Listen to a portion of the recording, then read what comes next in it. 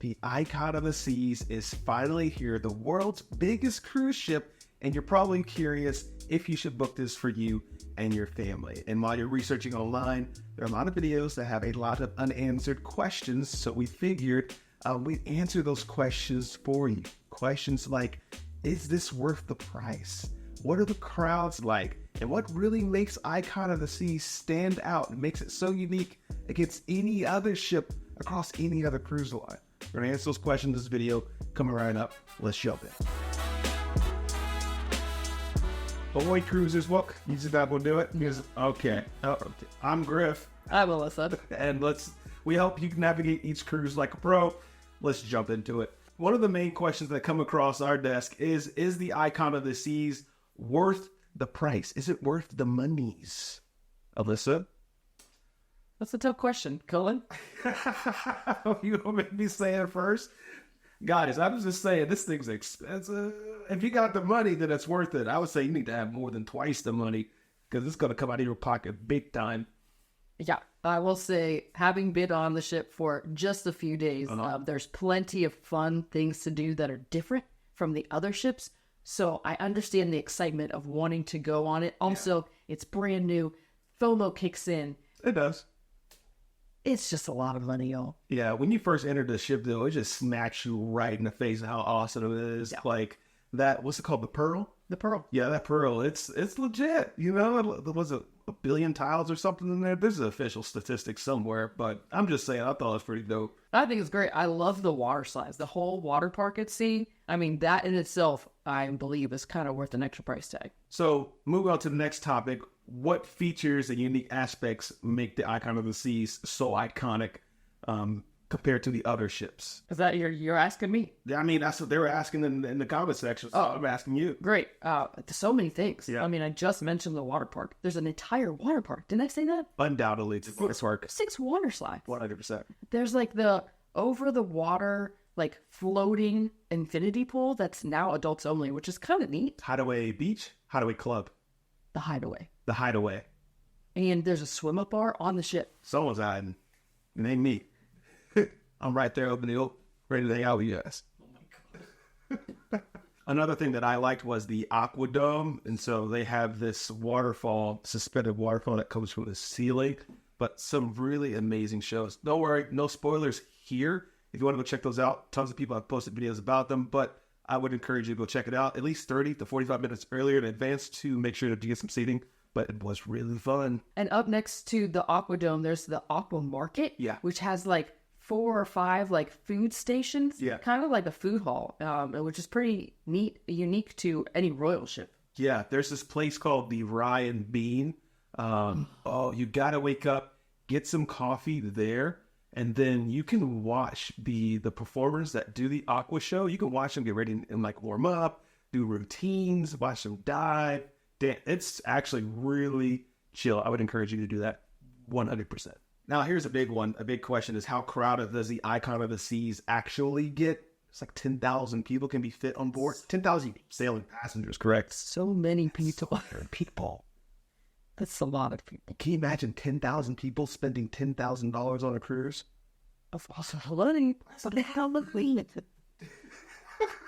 Gosh, the mathematicians of Royal Caribbean are geniuses, big brain moves there. Where are we going with this? I'm not sure. You just start talking about money. Okay, but it's really like, I felt the layout of the ship, it felt like a larger, more well-designed Oasis-class ship. So yeah, I think the use of the neighborhoods help a lot because it really spreads out the people. Yes, 10,000 people sound like a ton of people on one vessel, but it is a very large ship. Yeah.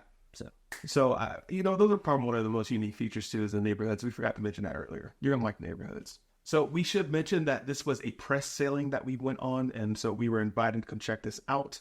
However, this video isn't, what's the phrase they used? Sponsored?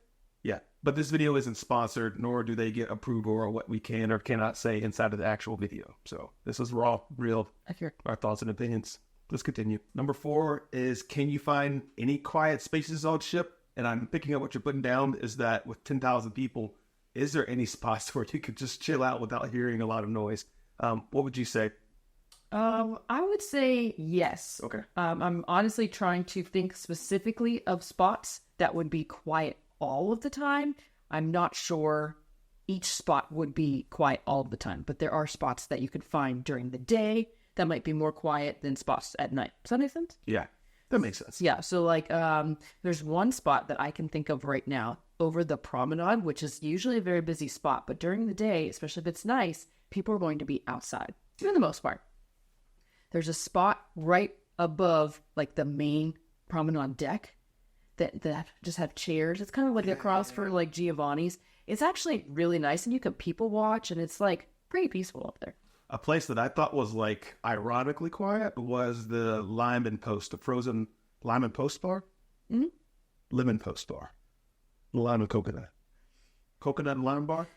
What is that frozen place that was like super broad? Frozen lime and coconut. No, I don't know. There's a frozen lime and coconut bar. It was actually pretty chill. They're playing the steel drums up there. There's a slide that you can go downstairs, but it's an opportunity for people watching, but also Central Park is just really nice. So there's this new champagne bar called Bubbles that's just, it's like you're just walking, relaxing. It's super quiet. You hear the birds chirping, and there's champagne. So we had a lot of champagne. We had a ton of champagne. We drink our weight in champagne. Yeah.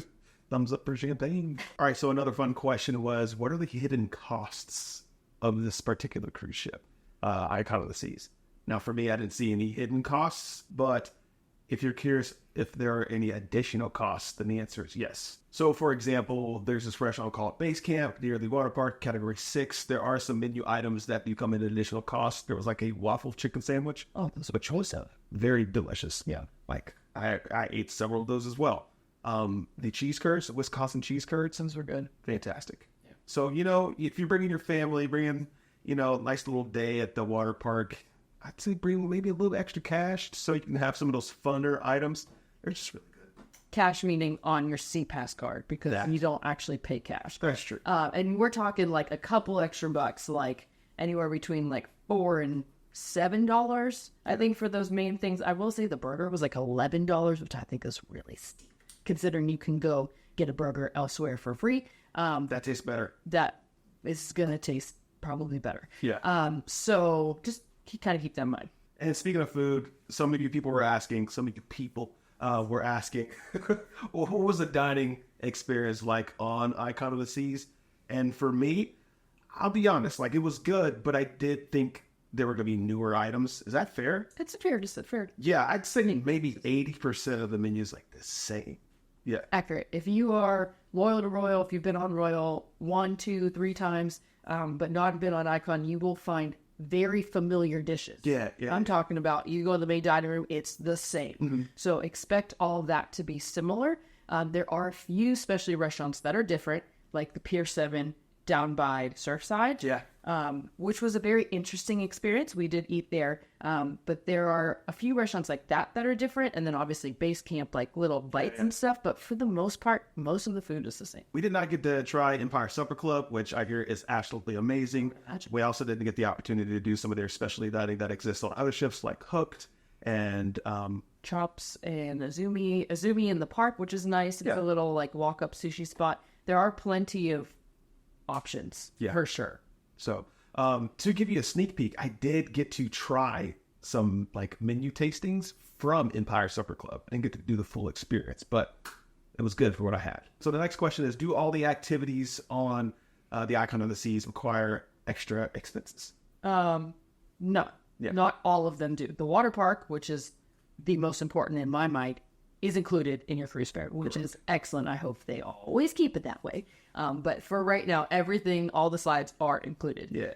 The only activities that I could think of off the top of my head that you're going to pay extra for are the Crown's Edge. Yeah. And so that's the little ropes course thing where you just like the thing drop from underneath you and you go around. Mm-hmm. That's kind of expensive. Yeah, what was like $80 for like a 2-minute experience. So you don't think it's worth it? I don't think that's worth it. $300? You would pay $80 for 2 minutes? I mean, I paid more for 2 minutes, you know what I'm saying? Yeah, let's start out there. But But other stuff, you know, like the pools, that's included. The shows, that's included.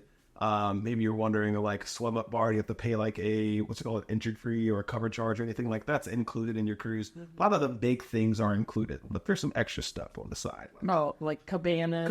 Or like day beds and hideaway, like that kind of stuff is going to be extra. Yeah, a little extra. Now, one of the questions that we got were, what are some of the activities available for kids on Icon of the Seas? And so many of you guys have watched the show, and if you're new here, welcome to the show.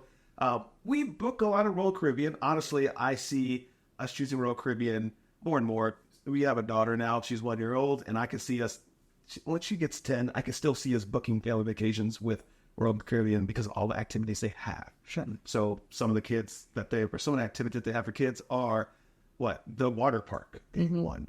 The kids' splash area in the back at Surfside. Surfside is really nice because if you've ever been on another Royal Caribbean ship, you'll see like some of them, not all of them, have splash pads for the littles and even like a little baby splash pad. This is like so much nicer in my opinion because it's a whole dedicated area and there's even a pool for like the grown-ups to swim in too. So you all can play in the back, which is really nice. There's also like fun things for babies and toddlers and kids to crawl on. Yeah. Back there, there's the carousel, which is really nice. And one of my favorite features that I don't think gets featured enough on the ship are the random slides all over the place to get from one deck to another. Yeah. Like the kid in me is just screaming. Like I love going down a slide, and I just think that it's super fun that they've like implemented that throughout the whole ship. Yeah, 100%. So like as far as activities for kids, they've definitely got them. Yeah. So what are the best cabin types on Icon of the Seas? Truthfully, this is an interesting question for me. I think it's going to depend on your budget and what type of room you actually like. But if you're going to ask me and Alyssa, like, what's the best type of room? Personally, I like rooms with a balcony on them. Sure. And there are, I think, like 30 plus different cabins on this ship. There's so many different cabin categories. So I would say if you are interested in booking the Icon, to get with a travel agent, and we happen to have one of the best. That's right. Agents. Yeah. So get with a travel agent and have them explain some of these cabin categories, because if you are a family of 3, 4, or 5, like there's going to be so many different kinds of cabins that you're going to want to look into booking. But some of them have like balconies. Some of them have like bunk beds for the kids, which are really neat. Some of them have like infinity balconies. Some of them have slides in the room. So just like there's so many different options on the ship. Is honestly going to depend on what you like. Yeah, one of those like infinity balconies is just really cool. If you've ever been on Celebrity, they have those edge class balconies where the balcony is just kind of enclosed. Still a phenomenal experience. And in fact, if you're watching this video, you're kind of curious, like what's it like Celebrity versus Royal Caribbean with this new Icon class and this new Excel class. I can't wait to see how they inspire each other. But if you're looking to like compare and contrast against them, we have a video we made a month ago. It's right here. You can go watch it. It's Celebrity versus Royal Caribbean, and you can decide for yourself. Also, if you're looking for room tours, you'll see some videos in the description box below that will take you to some room tours to figure out which one's for you. All right, so are the suite perks on Icon of the Seas worth the upgrade? I guess it's whatever tickles your fancy. Yeah. I typically don't book suites. We've done it once, and I'm not going to lie. It was a fantastic experience. However, it's a bit out of my budget. Well, what about you, honey? Is it in your budget? It's not in my budget. Thanks for asking. There are some suite perks that you get, obviously, that are only for suite guests. The main one being the suite neighborhood. Yeah. Now, we did get to look at it. We did get to tour it. And while it is nice, it's a nice little, like, quiet area with, like, food and stuff. Like, I'm not sure that would be worth it for me. Yeah. But that's just because I know my budget and I know what else I like to do on a cruise. Like, I know, me personally, I would not spend a lot of time up there. Now, something that I do like is some of those exclusive areas. Like you said, like special place dining. Oh, there is special dining. Yeah. Don't they have a pool up there, too? I know that was a wonder. Yeah, there was a pool. It was like kind of small, and not that it matters because there's really not a lot of people up there most of the time, but like there's so many pools on Icon. Yeah. Y'all, like so many that they cannot all be that crowded. Yeah. So, time. I mean, we're not trying to downplay it. They're there for you guys and those that just love that stuff. It's there. You'll enjoy it, but it's just something that we haven't got to experience much of. So, Right. I will need a thumbs up every single time, do I? No. All right, cool. I'll stop thumbs and ups. Thumbs and ups and... All right, so how is the cabin comfort and storage on Icon of the Seas? So what I'm hearing is that you have a larger family. Maybe you need some space to put your things. Maybe you have a spouse that packs a little too much and brings too many things with them. Okay. Oh. Can I take this one? Sure, absolutely. Okay, great. So we had a balcony cabin when we cruised on the Icon. And we often book balcony cabins because we like this space. We like having the balcony. We mentioned this before. I didn't really care for the balcony cabin because of the storage. Are you talking about the baskets? I'm talking about a lot of things. So yes, they had baskets, which I love baskets. I'm not gonna knock baskets, but there were no like shelves in there where we typically would put like our packing cubes and like put things on the shelves. They had like baskets, like wire baskets. How many times did I say the word baskets? Because I feel like it's a lot. I didn't like the closet space. I didn't think there was enough room. But also, can we go to the bathroom? Because I didn't like the bathroom at all. I thought it was way smaller than normal. And although it looked nice, right? You open the door like, cool, this is different. This looks nice. The way the door opened to the shower was a problem for giving Noah a bath. But also like the storage space in the bathroom. Like I appreciate the redesign on the bathroom because it's different, but it needed to be a little more functional for a family, in my personal opinion. In your personal opinion. I felt like I had enough space, me being a larger guy. So again, 225, 6 foot, not 5'11". And I felt that there's enough space for me to put my stuff underneath the bed. I didn't really find myself like kind of wiggling around a lot, but that's just me. I will agree, the bathroom, the door part was a little interesting. Yeah, so, and I don't know if we have a clip, but like instead of the door opening like a normal door, it kind of came into the shower a little bit and opened.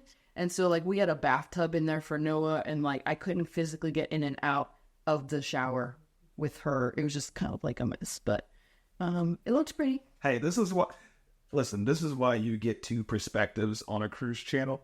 Like, we compare and contrast, and we disagree and agree. Also, for the people that are watching this, because I know it happens, and you comment saying that we just complain too much, no. Our job as cruise hobbyists? I was going to say experts. I would call us experts. We've been on 50 plus cruises, right? And so our job is to inform you of the situations at hand. And so I'm not being picky, but I'm also being picky because I've seen the best. Okay, you know what? Tell you what, let's do this one a little bit differently. What would you rank the cabin scale of 1 to 5? A 3. Really? I was going to say 4. 3. Ouch. All right, let's continue. Is the Icon of the Seas suitable for people without children? Yes, absolutely. Yes. Yeah. As fun as it is for children, it's also fun for the adults with a, kid at heart. Yeah. What was it saying? Kid at heart? Kid at heart. There's just so many fun things to do, but also a lot of adult spaces that can be very relaxing. I will say, if you don't have kids and you don't really care to hear kids running around, just don't go to the Surfside. Yeah, I think they did a good job separating kids from adults. Not gonna lie. Yeah, I mean, there will be some at the water park. Yeah. But if you're not into water slides, then you don't have to do that part. But I'm an adult that loves water slides, so I don't mind being around the children. Number 13, are the pools and the water slides crowded on Icon of the Seas? Now, this kind of plays into the question of, did it feel too crowded? But then you ask a more specific question, so I appreciate you. You can always do that. Me personally, I didn't feel like we were waiting in line a long time for the slides. Mm-hmm. However, we also went first thing in the morning as the sun was coming up. Yeah. We were also docked in Nassau. So we were docked in Cocoa Key. We were docked in Cocoa Key. My mistake. My point is, we were docked, and it was much more emptier than I anticipated to be, and I had a good time. Yeah. So I'd say my wait was maybe 10, 15 minutes. Yeah, I would say I'm sure prime sea day, beautiful day. I'm sure you'll wait in line to be water slides. I'm sure the pools will be crowded. Overcrowded? We don't know. Yeah. I've gotten that far yet. I haven't gotten that far. So if anyone's gone since we've gone, which I know you have, and you experience wait times, please maybe link us to a video of your experience showing how long you waited or how quick you waited, if that's a thing.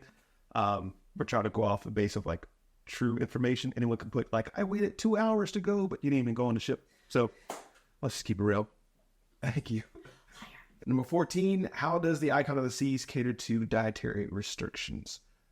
I personally didn't notice anything with like, I know there's vegetarian menus and vegan options, but outside of me and my allergies, I'm allergic to lobster. I did notice a consistent theme of them saying like, we'll just notify the chef. So, I mean, that felt nice.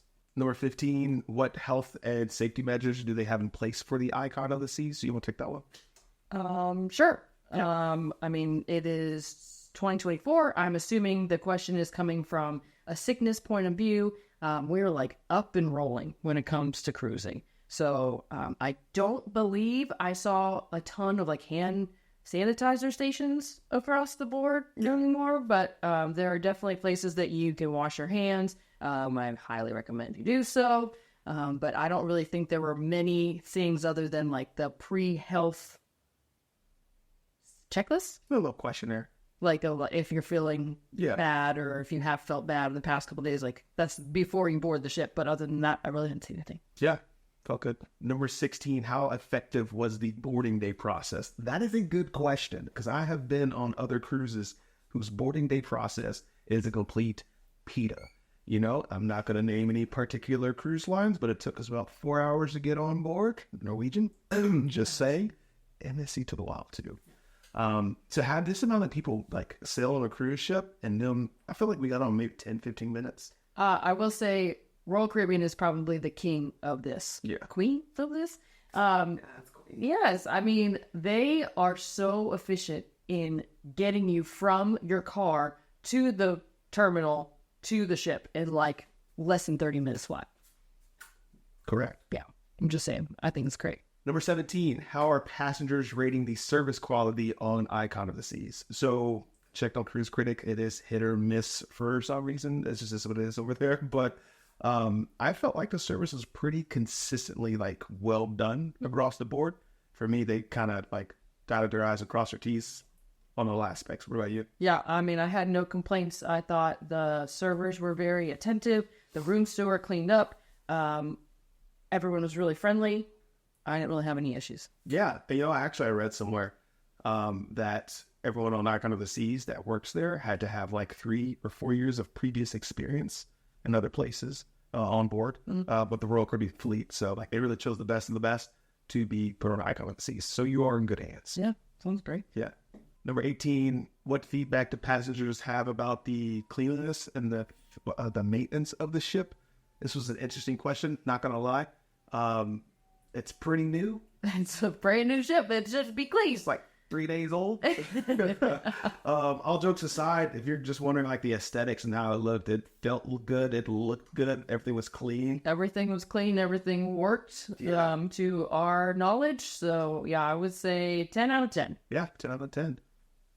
Number 19, how does the Icon of the Seas handle seasickness? What I'm hearing is like, will you get seasick on this ship? Well, that's always a possibility, getting seasick on a cruise ship. I will say, I didn't feel a lot of rocking on this ship. Stabilizers are probably some of the best within the industry.